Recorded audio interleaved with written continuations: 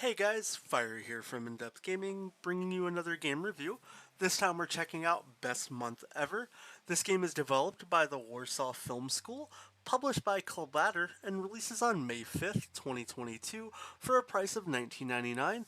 Now this game is available to pre-order in the Xbox Store, so if you are watching this video before it releases, or maybe shortly after release, it is on sale so you can save $2.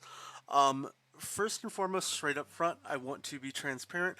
There are some sensitive topics and things in this game, so if stuff like that does offend you, things that might evolve around race or, family beliefs as far as things like that, maybe pass on this video, but I just want to be straight up and transparent with that right up front. So, what is Best Month Ever? This is an adventure style game where you're going to take place over 12 chapters, and each one of these chapters kind of represents a portion of a month where you're going along the journey of a mother and son, Lou and Mitch, as things aren't going too well for Lou, and Lou is ultimately needing to find family for Mitch. Now, I'm going to kind of just select a little bit of a random chapter here. Note that this game does have some very, like I said, very sensitive topics in here, so I don't want to dive into the very beginning of the game and ruin anything or spoil anything or the middle. So I'm just going to load in here to Chapter 5. Now, the decisions you make in this game will give you different outcomes based on what you do and how you interact with the different characters. There, I believe, are 9 different endings you can end up getting, and the game's going to take you probably about 3 to 4 hours for a playthrough from beginning to end, and there isn't really many options when it comes to additional playthroughs from skipping different things. You will get optional decisions when you are playing the game to make choices with Mitch or Lou or any of the characters that you're interacting with, and those choices are going to really affect everything. If you look at the top left of the screen, you're going to see different like relationship meters, whether it's with family, law, respect, and that'll kind of just justifiably set you up for the decisions that are made within the game. And that's also going to impact the relationship between Lou and Mitch and what Mitch's future turns into and how he feels about a lot of different things in the game. And, that's kind of very impactful. And, this game is going to hit, I think, a lot of heartfelt points for gamers who may be able to relate to certain stories. Maybe you've had an encounter with a tough loss, or you know you've had like a racial impact in your life. This game is definitely going to strike a large portion of those areas in your life. Now, I will let you know there are also multiple missable things that you can encounter in this game as well. There are missable achievements, and all of those are things that you can go quickly mop back up with chapters selected anytime. I think the very last one you're going to get will probably be in, I think, chapter 11 when you end up interacting with a family member and their pet. But you're going to do all kinds of things from experiencing things with tornadoes, the swamps in Louisiana, Mississippi, um, you know, crazy burlesque type situations, and a lot of emotional opportunities to build trust between the two characters that you're playing at and driving in the story. And, I think the game developers, did a really good job at building this game as a package and telling a really good story. Um, Most of the events when it comes to like the quick time events, you can skip the kind of strain for those where it's time demanding in the game settings, but none of them really felt like they were too challenging or overwhelming.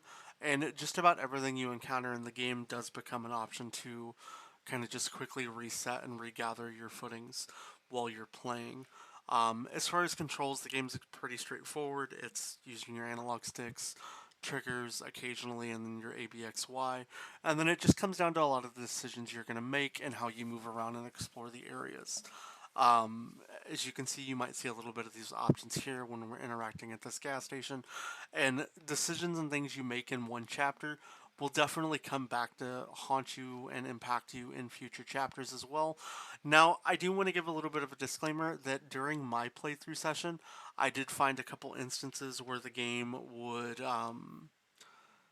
not give me an option to select things, so I'd have to restart the chapter. I'd say that probably happened maybe 2 or 3 times while playing, so I'm going to kind of give that kind of a ding against the developers, but considering this was made through a film school, I'm hopeful that this is something that they can fix, especially with a very sensitive story topic and what's being brought here within the game.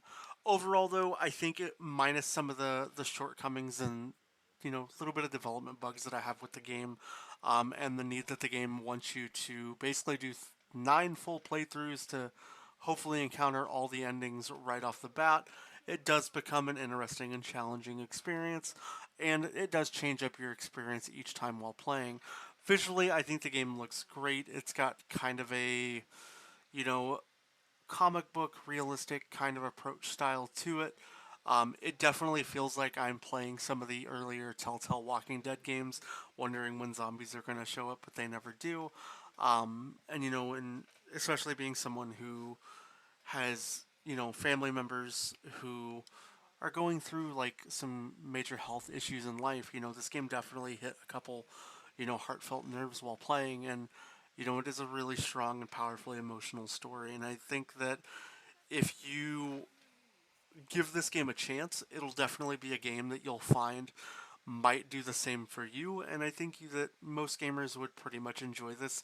It's kind of like a visual novel, but not a visual novel in that sense. So it's, more like an interactive visual novel, but, it tells a really good story.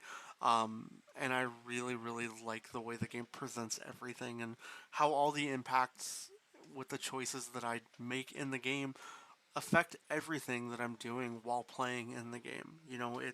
It makes it feel like the weighted decisions I've made and the options I've selected actually have purpose in meeting. Um, and those impacts that I make with Lou impact how Mitch's view on the world are and how he's going to grow up. Just like the decisions that Mitch makes impacts Lou, both characters really get to play off of each other. And it's, just a really good fun experience and something that I've really greatly enjoyed. Overall, with, the couple shortcomings that I have mentioned, I definitely think Best Month Ever is a game that is worth picking up. Um, I'm not going to say it's one of my favorite games of the year so far, but this is definitely one of my top 10 games that has came out for so far this year. I know we're pretty early within the year. We still got a little over half the year left to go, but this is definitely a game that I think any, story driven gamer should definitely check out. It comes at a little steep price point if you're going to do one playthrough session, but nonetheless, since we're only really focusing on like one playthrough session, it's kind of hard. But if you do everything in the game, you're gonna get your well money's worth, especially trying to experience all the stories and enjoy the game. Overall, though, if you have any questions, want to know more about Best Month Ever, please let me know down below in the comments. If you haven't already, please consider subscribing to the channel. And if you did enjoy the video, I'd appreciate you hitting that thumbs up button. I hope you have a great rest of your day, and we'll catch you next time.